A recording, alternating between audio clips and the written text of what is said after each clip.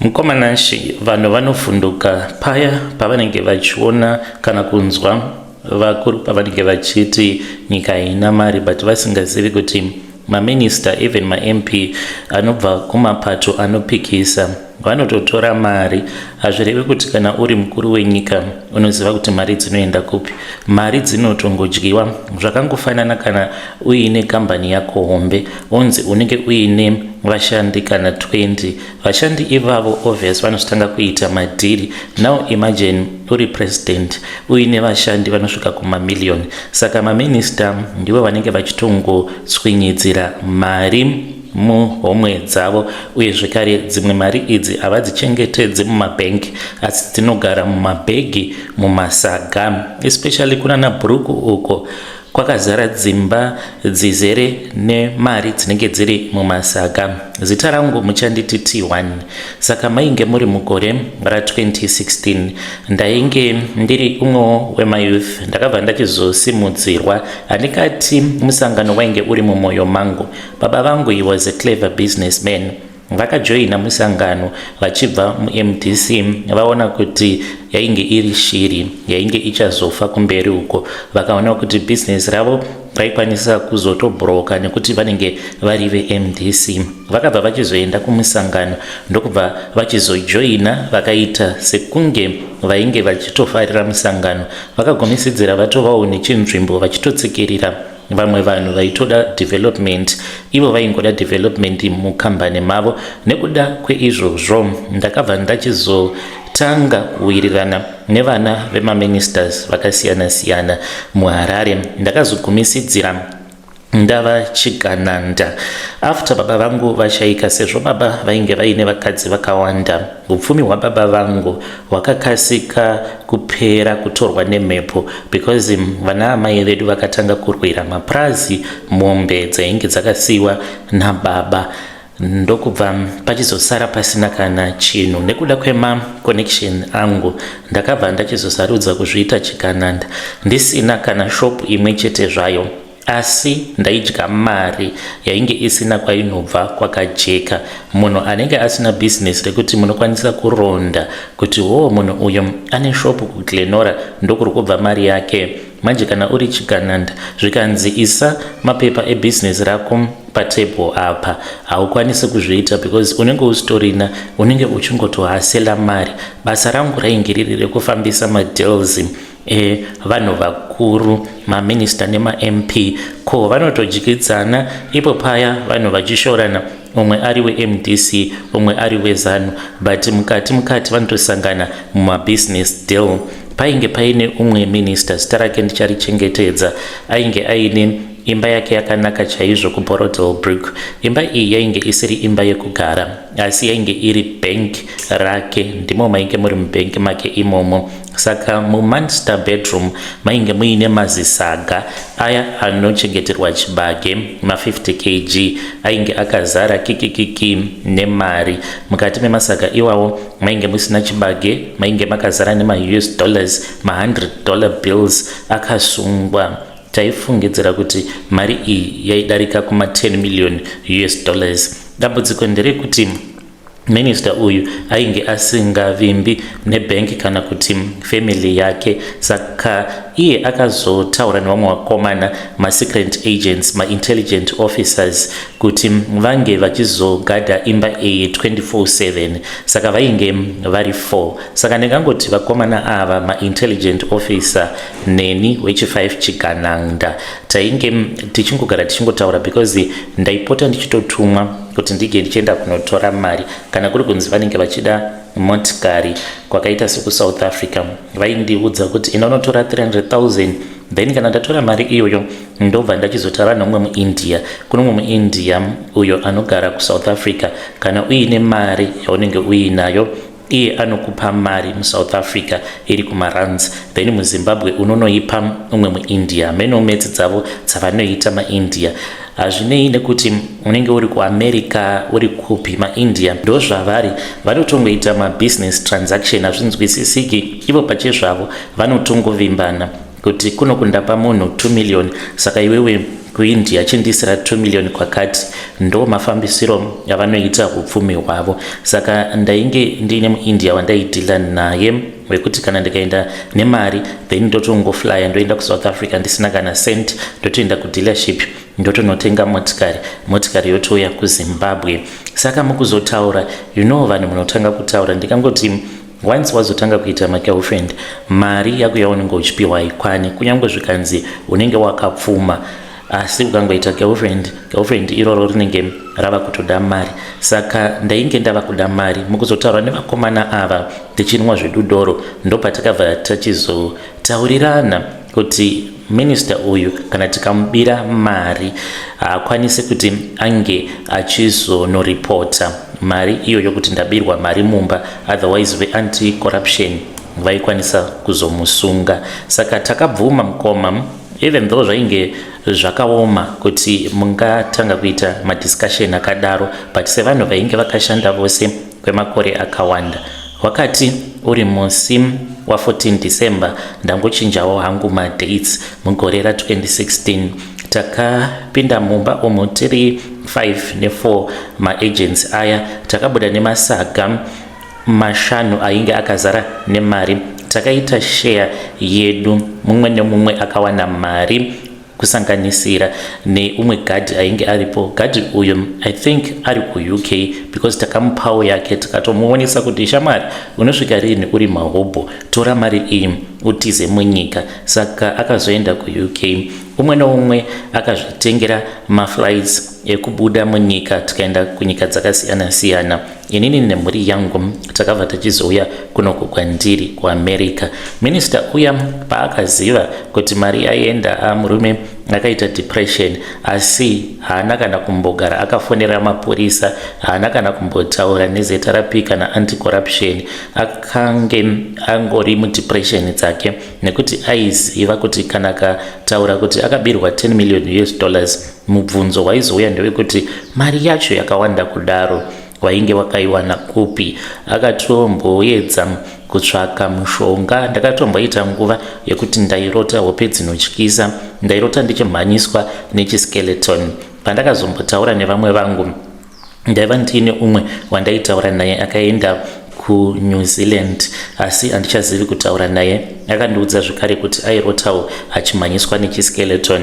Ndikaziva kuti tainge takaenderwa kun'anga. Ini ndakauya kunoku nemhuri yangu kuAmerica, ndinotorarama zvakanaka, uye zvakare ndakabva ndachizotanga kuita zvekutotenga dzimba nemamwe mabhizinesi andiinawo kunoku. Ivo MP ivavo vachiriko kuZimu ende ivo vapenyu, kunyange vakazonzwa nyaya iyi imi matsotsi haagerani, anodyanana pachawo. Handiti ivo vakabirawo hurumende, isusuwo tikabira ivo kubva kwavari, uye hapana kwavanokwanisa kumang'ara nekuti tose tiri mubhazi rimwe chete rekuba. Mubhuruku makazara dzimba dzine mari, ndiyo secret yandiinayo mukoma. But kumusha ndichazodzoka kumusha kana kuri kunzi ndikazonzwa zvichinzi minister ava vanenge vazofa. Vedare ndo message iyo yandakatumidzirwa ichibva kuna T1. Zvakangoma azvo vedwe, hanzi ndainge ndiriwo Chigananda ndisina kana business rekuti unokwanisa kunongedzera kuti munhu uyu ane business iri, hanzi taitongodya mari zvisinganzwisisiki kusvika mari yapera yava kusakwana, tikafind out kuti kune 10 million. Zvakangoma hazvo vedwe, 10 million kune vane macalculator ari padhuze nerate ranhasi. $10 million inenge imbori mari? Tiudzeiwo mucomment section. Hanzi takashare tiri 5 kudaro nasecurity guard, tikamuudza kuti shamwari otobuda zvako munyika, otherwise unopinda bhizi. Hanzi akaenda kuUK nemhuri yake. Zvakangoma hazvo vedwe. Rekedzoiti pataenda panyaya yedu inotevera. Nyaya yedu inotevera yakamira sekudai so. Hanzi mukomana chimakadii zvenyu, please post my story makavika uchitupa changu. Ininiwo ndine ronda riri kutadza kupora mumwoyo mangu, ende hope ndiri kuramba ndichingorota hope dzimwe chete. zvinondinetsa mumwoyo mangu, asi kwekuturira pari zvino handina. Zvakaitika ndezvekudai, mukomana ininiwo I am a businessman, ndakabva ndachizotora uyo ainge ari sekretari wangu ndokubva ndachizomuroora mushure mekunge mudzimai wangu afa under mysterious circumstances. Zvino ndinopedza ndiri kurota, handichazivi kuti mudzimai wangu uyu wenumber 2 angava ari iye here uyo akauraya mudzimai wangu, because mudzimai wangu zvakanzi akaita food poisoning, asi pakaitwa mainvestigation hakuna akasungwa. Pazvakaitika zvinhu izvi, ininiwo ndainge ndisimo munyika, ndainge ndakaenda kumhiri kwemakungwa for my business deals, asi ndakazongonzwa zvichinzi mudzimai ari kuchipatara ndokubva achizonzi afa because of food poisoning. Zvino neopedza ndiri kurota ndine confusion. Ndakasvika pakunetsana nehama nekuti ndainge ndasarudza kuti ndinge ndichizotora uyo ainge ambori sekretari. Mukoma nashi inini zita rangu muchanditi Tadiwa, not my real name. Nyaya yandiri kuda kutaura nezvayo yakaitika mugore ra2008. Panguva iyoyo kwainge kuine chirwere chekolera. Mwana wangu musikana uyo ainge aine 9 years panguva iyoyo akashayika mukoma. Tinogara kumasebab kunzvimbo kwekuti of course vana kolera maybe zvinhu zvinokwanisa kunzi zviri kuwanikwa zviri kuitika muvanhu, but I never thought kuti ndinganzi ndikashayikirwa nemwana nekuda kwechirwere chekolera nemari yandiinayo. Saka zvakangonzi ikolera, asi zvakatondishamisa kuti chii chainge chakonzeresa kuti mwana wangu ange achizonzi afa nekuda kwekolera. Asi ndakati Mwari ndimi munoziva uye zvekare ndimi manditorera. Mudzimai wangu akazondizvarirawo mwana, andizvarira mwana kudaro hope dzakazotanga mushure mekunge tatombogara kwemakore nemakore. Mwana wangu musikana akatanga kuuya kuhope kwangu. Ndaimuona akamira mudining achichema akabata plate. Ndaiti ndikatarisa plate imomo ndaiona muine rice rainge riri white risina kana soup. Saka ndaizoona kuti munenge muine mushonga unenge uri pamusoro perice, red poison. Ndobva ndabvuta, pandaida kumubvutira ndobva ndaona mudzimai wangu uyo wandiri kugara naye. Hope idzi dzakanditambudza kwemakore akati wandei ndikambogara. Iko zvinozvi mwana wangu ari kuuya zvekare. Paari kuuya anouya akabata matumbu ake mumaoko, anenge achichema, achibvunda, achidedera. Even last week ndakamurota akauya kwandiri akabva atanga kuchema akati akaisirwa poison muchikafu chake nastepmom vake mudzimai uyo wandiri kugara naye pari zvino. Hope idzi dziri kunditambudza. So far handina wandati ndanga ndamboudza nyaya iyi. Ndimi vekutotanga kana shamwari dzangu dzepedo handisati ndadziudza, because ndiri kutya kuti kana ndikaudza vanhu vanondiziva zvimwe kuda vanokwanisa kunge vakavenga mukadzi wangu vozondipa advice yekuti tinobva tatozongorasana. Hakuna here imwe hama iyo iri kupota ichitumidzira chipoko chemwana kuti chinge chichizoya kwandiri achiita sekunge akaisirwa poison mune zvokudya? Ndikudawo advice kubva kune vedare renyu. Ndoita sei? Evidence ndingaiwana kupi pazvinhu zvakaitika muna 2008?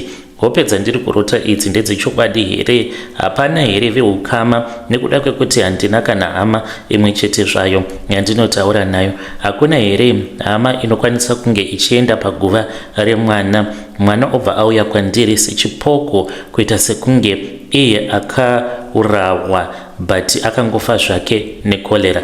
Zvinotonditambudza mupfungwa. Ndiri munhu anonamata. Apa ndava kufunga kuti ndinge ndichienda kun'anga ndinovhunzira, because kunyangwe ndikanamata handina kana mhinduro yandiri kumbowana ini kubva kuna Mwari. Vedare ndo message iyo yandakatumidzirwa ichibva kuna mukoma vedu. Ngatitaurei navo mukoma vedu ava mucomment section. Zvakangoma hazvo veduwe, hanzi handinawo kana mhinduro yandiri kumbowana kubva kuna Mwari. Strange things indeed they do happen in this world. Kuti vangava vakaisira mushonga wemakonzo here muraisi iro ravakazopa mwana. Munozvionawo sei muri yeZimbabwe?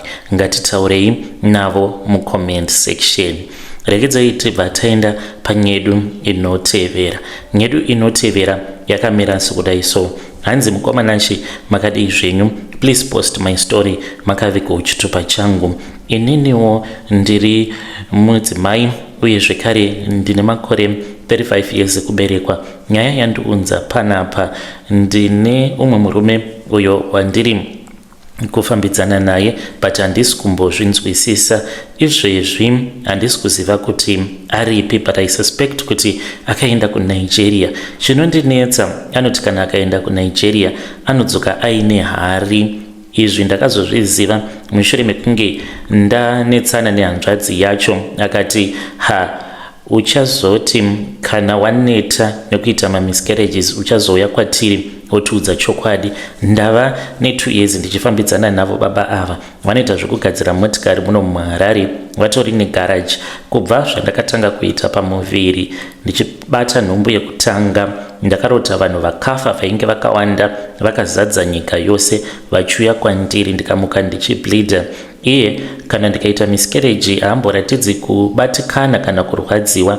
Kana akaenda kuNigeria anodzoka aine hari yaanenge ainayo. Ndakazozviziva nerimwe zuva andifonera, ndikaenda ndikanomutora kuairport. Ndakabva ndachizoti tasvika kumba ndikatanga kuvhuravhura mabhegi, iye ainge arara achiti akaneta. Ndopandakaona hari, ndakangoti ndichingonobata hari, hana yangu yakarova because akabva anditi uri kuitei? Ndikati ndachida kungoona kuti munei mumabhegi. Akamuka ndokubva atora bhegi akarisa muwardrobe, akati handidi kubatirwa zvinhu zvandinenge ndabva nazvo kwandinenge ndabva, saka ndikudawo rubatsiro kubva kune vedare renyu.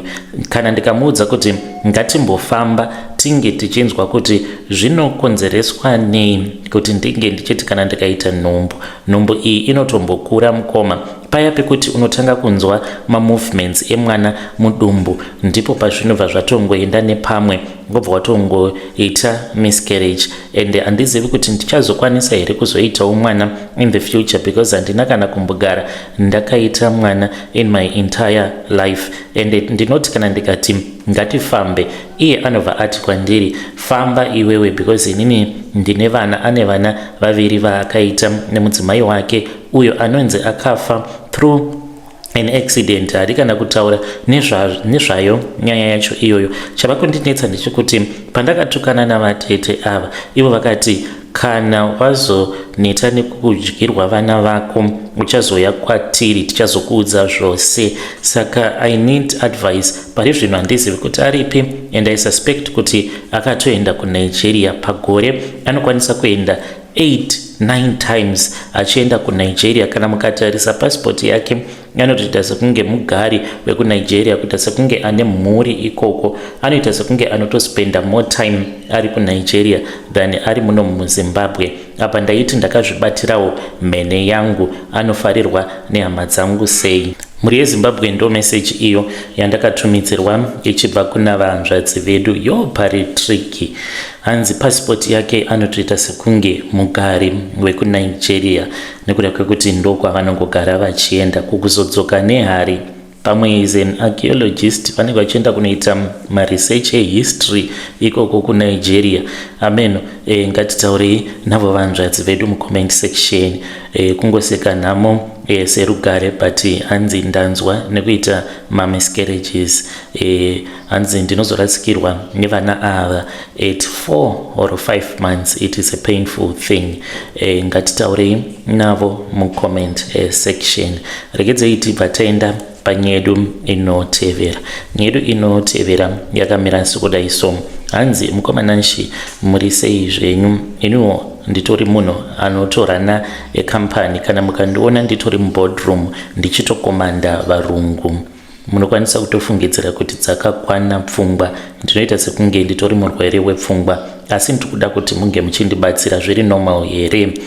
Kuna nachiremba vandinoziva vanoteerera chirongwa ichi. My name is Mr. D, asi harisiriro zita rangu. Ndiri manager mukuru pane imwe kambani muno muJohannesburg. ndine company car, a luxury, ndinogara muestate inodhura, paid by the company, ndine mukadzi anoyevedza, ndine mwana umwe chete, ndakaroora muSouth African. Asi mukomanachi ndine chirwere, handizivi kuti chirwere here kana kuti addiction inondinyadzisa zvekuti ndinototya kana kuzvitarisa muglass. Ndine addiction yekupfeka mapenti emukadzi wangu. Hazvina kutanga nhasi, zvakatanga makore 5 adarika apo ndakamboedza kupfeka pendi rake ndichida kungoziva kuti zvinonzwa sei. Kubva musi iwoyo handichakwanisi kupfeka mbatya dzemukati dzevarume, maboxers. Mazuva ose pandinoenda kubasa ndinenge ndakapfeka sutu yangu, sheti inonyatsokudhura everything, asi mukati mayo nependi remukadzi wangu resilk kana kuti lace. Kupfeka mapendi ini zvinotonzwa sekunge zvinotondipa confidence necalmness, kana kuri kunzi ndinenge ndiine matargets andinenge ndichifanira kuti ndinenge ndichizomeita zvisingatotauriki. Kana ndikasamapfeka ndinoita sekunge ndichabatwa nepanic attack. Kana ndikanotenga mushop ndinoita sekunge ndakangopfekawo maboxer echirume. Ndinoda ake iwawo. Nditori munhu atori nekalife katoripo. Ndinotambira mamillion at the end of the year kana ndikacalculata mari yandinowana pamwedzi.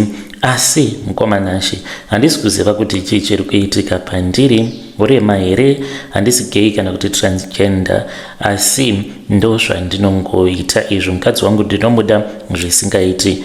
Ndinotya kuti ndinokwanisa kuzosangana kana netsaona, accident, ndoendeswa kuchipatara. Vana chiremba vachati kudii kana kuri kunzi ndabviswa bhurugwa rangu, vakawana kuti munhu mukuru, manager, akapfeka thong tsvuku yemudzimai wake. Dzimwe nguva ndinotoba mapendi matsva awo aanenge abva mukutenga iye asati atombomapfeka. Mukadzi wangu haana kana chaanomboziva, nekuti kana ndikaripfeka muswere wese wezuva ndinobva ndakasika, ndobva ndariwacha. Kana ndadzoka kumba ndobva ndangoyanikawo, haasati azviziva. Ndiri kureurura zvinhu izvi because nditori neconfusion. Ko kana kuri kunzi mukadzi wangu akandibata ndiri murume ndakapfeka pendi rake repingi, anozoti kudii, please ndibatsireiwo, ndinenge ndiri mucomment section. Yo zvakangooma hazvo veduwe. Ndo nyaya iyo yandakatumidzirwa ichibva kuna manager avo. Strange things indeed they do happen in this world. Hanzi munotondiona ndichitofamba nezimotikari rinodhura, ndinototonga varungu kubasa, but ndo zvavanenge vakapfeka izvi mukati. Pakaipa. Hanzi vana chiremba ndibatsireiwo, zvinombokonzereswa nei izvo zviri kuitika kwavari. Regedzei tibva taenda panyedu inotevera. Hanzi mukomanashi makadii zvenyu? Please post my story makaviga chitupa changu.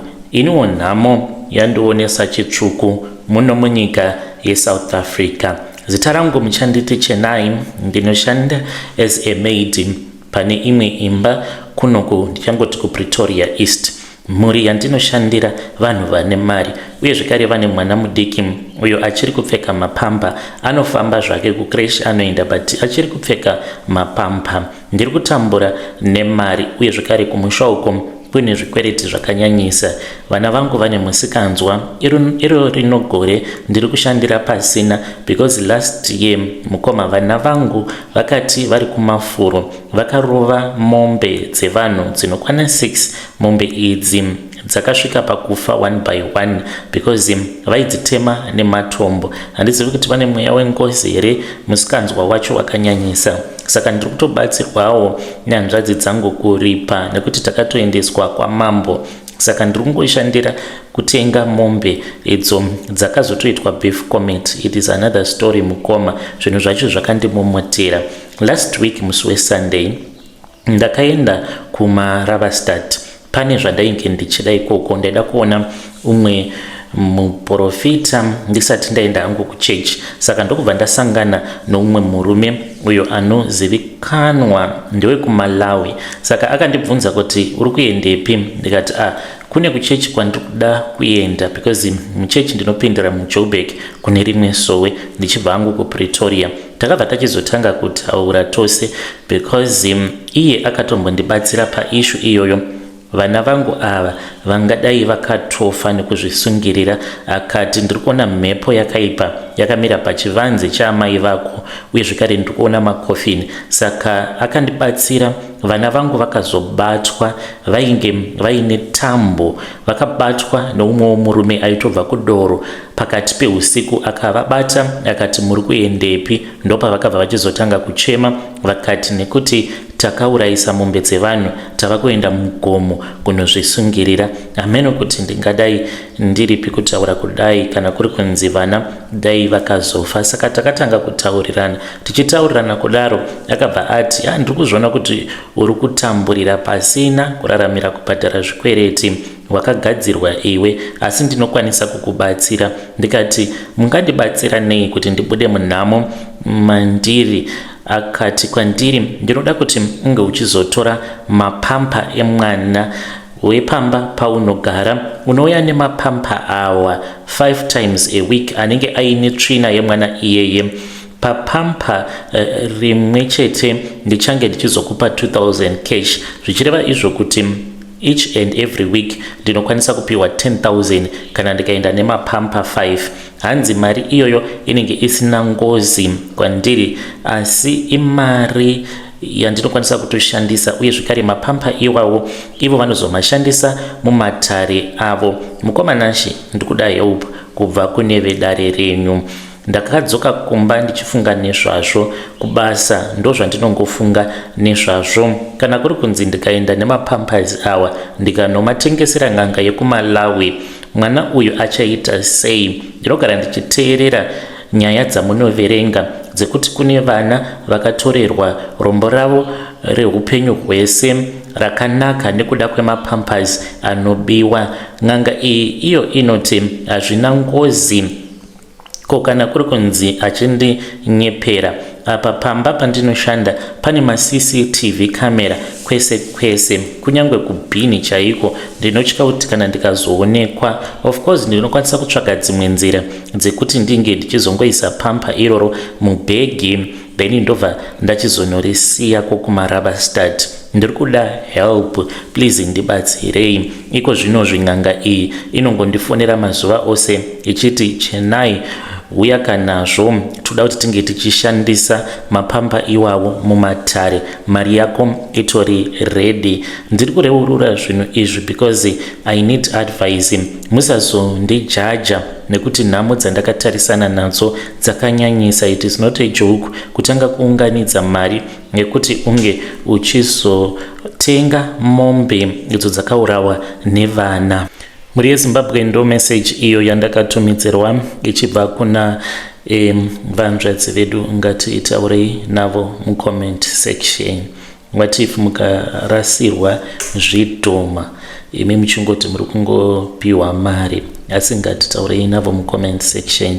Rekedzai tibva taenda panyedu inotevera. Hanzi mukoma makadii zvenyu, please post my story makaviga chitupa changu. Zita rangu ndichangozviti Advocate X, asi sandiro zita rangu. I am a lawyer muno muHarare. Ndine 33 years. Basa rangu rinoita kuti ndige ndichiwirirana nevanhu vakapfuma. Ndo pandakabva ndachizosangana nomwe mukadzi uyo wandichati Gogo B. Gogo B ava ndichati vanogara kuBorodal, vane imba yavo yakanaka, vane makore 69. Murume wavo akashaika akavasiyira hupfumi hunovhundutsa. Vane dzimba muLondon, vane mashares mumakambani mazhinji, vane mari yakawanda kunze kwenyika. Saka pandakangoona hupfumi hwavo ndakabva ndati pano ndava kutotaimira. Ndinorambireiko ndichingodya macrumbs ini ndichikwanisa kudya keke rose ndikadya keke. Ndakabva ndachizotanga kunyenga Gogo, vakatanga vachindiramba ndokubva vachizondibvuma. Vandibvuma ndakadzokera kumusha. Saka ndichimotaura hangu nevamwe sekuru vangu, kwedu kumusha tinobva kuChipinge, ndo vakazoenda neni kune imwe ng'anga. Ndikabva ndachizonopiwa umwe mushonga wemudiwa.